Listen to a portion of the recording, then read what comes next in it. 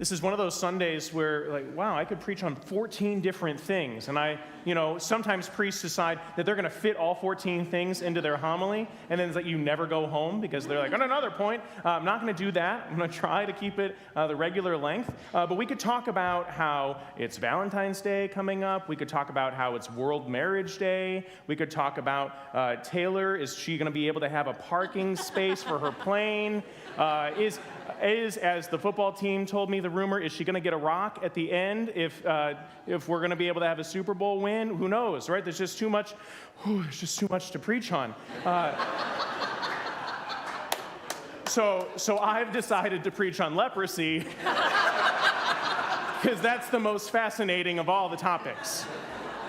Thank you, Catholic Church, right? So a couple things about leprosy that we should know up front. Some of the commentators have said, first of all, that there's nodular leprosy, where these spots just occur and then they continue to grow, and that it's a fatal disease, right? This think back into Jesus' time, okay? And then there's anesthetic leprosy, which I was like, ooh, am I suddenly in the med school with all of this knowledge?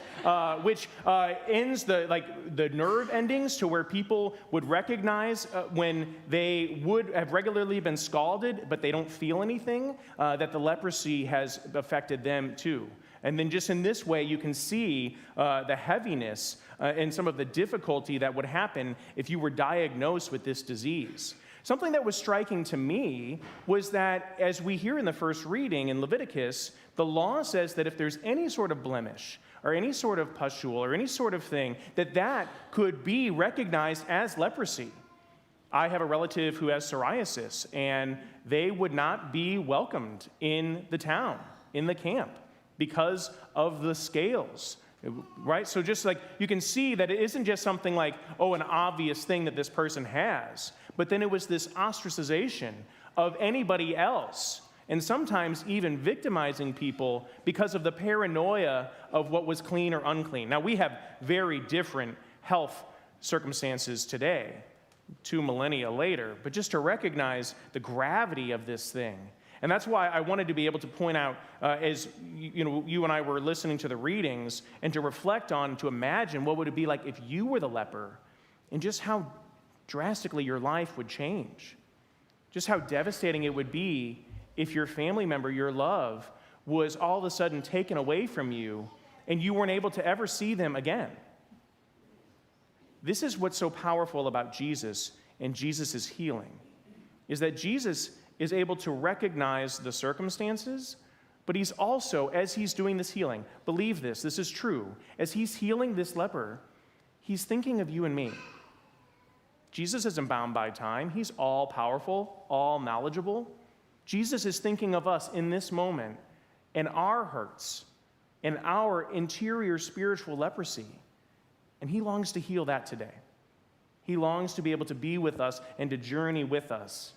And the audacity of this leper is the boldness that Jesus longs for us to have too. All right, so let's talk a little bit about it. First of all, when Jesus is with this leper, first of all, he sees him for who he is. Beyond the leprosy, beyond what it is that he is experiencing in his malady, he sees him for who he truly is. He sees his heart. He hears the leper. Notice the boldness that this guy has. He says, if you will it, you can make me clean. Jesus notices him and understands him. And then Jesus does will it. Because maybe there were a lot of lepers that Jesus didn't heal, but for these reasons, for this circumstance that we don't necessarily understand, Jesus wants this guy to be healed.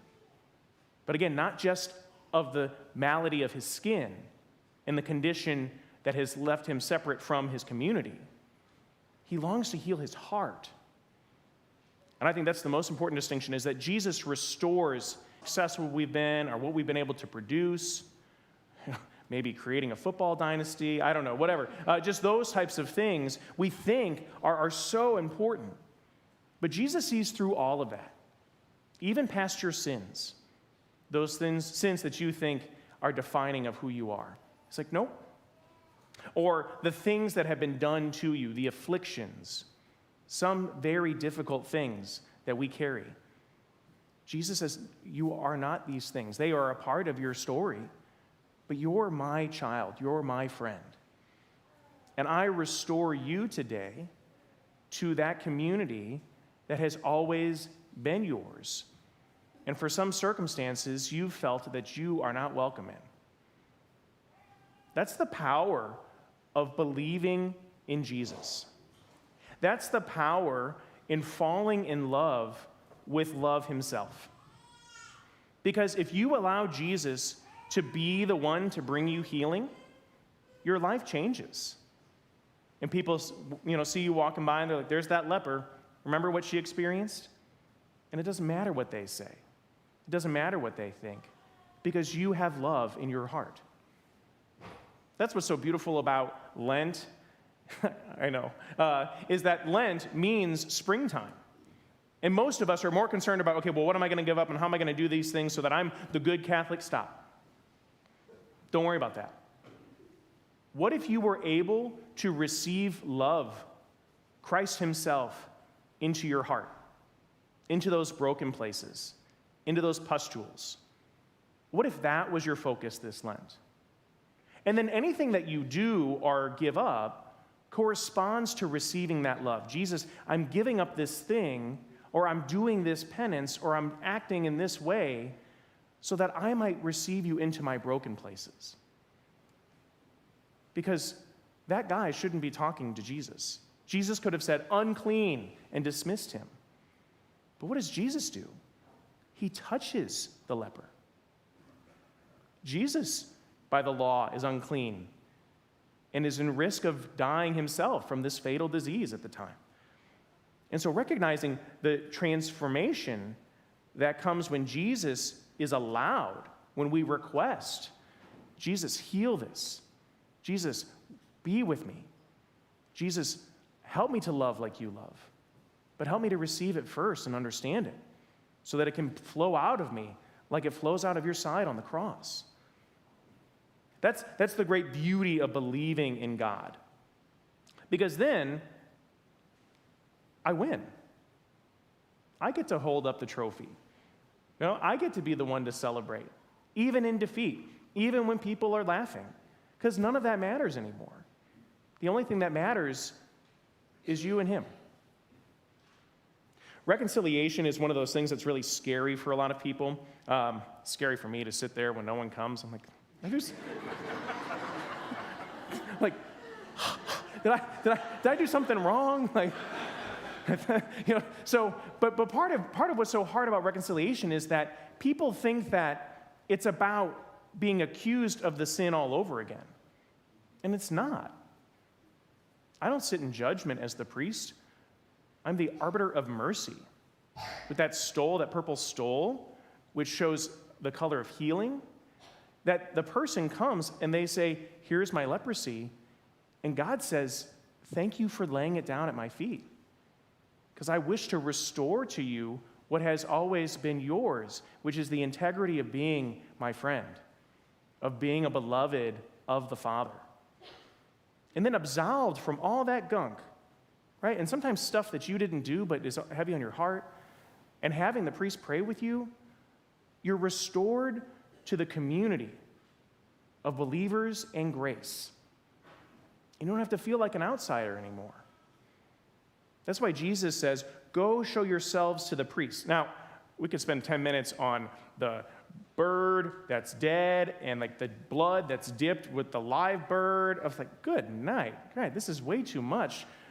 Right? Thank goodness I don't have to deal with birds. I just deal with bats. But anyway, in the middle of this, you just see Jesus saying, okay, go show yourself to the priest. Why?